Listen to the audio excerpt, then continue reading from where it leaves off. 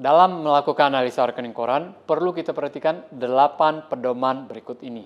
Yang pertama, ini berulang-ulang kembali, Anda harus mengenal karakteristik usaha nasabah. Ini akan berdampak kepada pola mutasinya yang di nomor 2. Ya. Jadi, kalau kita tahu karakteristik usahanya, maka kita akan tahu pola mutasinya.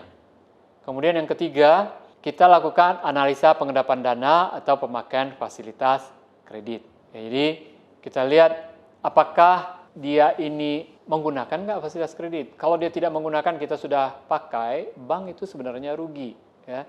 Kita sudah siapkan fasilitasnya, berarti di BI-nya capital adequacy ratio kita sudah dihitung di situ. Jadi ada aset tertimbang menurut risiko atau aset yang berisiko itu sudah dihitung dari penyediaan fasilitas.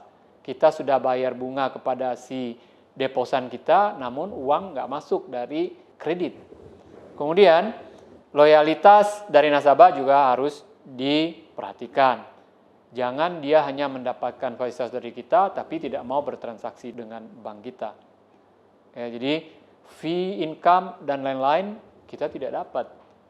Kemudian yang nomor 5, analisa kondisi usahanya.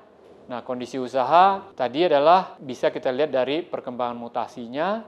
Kemudian, kalau terlalu banyak tolakan masuk ini, berarti buyer-buyer dari si debitur kita ini tidak bonafit, nggak punya uang atau tidak mampu untuk membayar si debitur kita.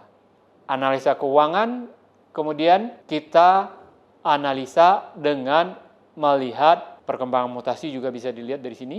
Kita juga lihat tolakan keluarnya ada atau tidak. Atau sering nggak dia melakukan tolakan keluar karena tidak punya uang.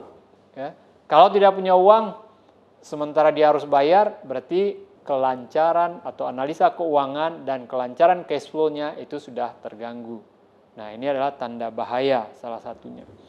Kemudian berikutnya, bonafiditas dari langganan akan tergambar dari tolakan masuk. Jadi sejalan dengan analisa kondisi usaha, maka dari situ bisa kita lihat bonafiditas dari langganan-langganannya. Sering nggak terjadi tolakan masuk clearingnya? Yang nomor 8, analisa kemungkinan terjadinya kredit macet.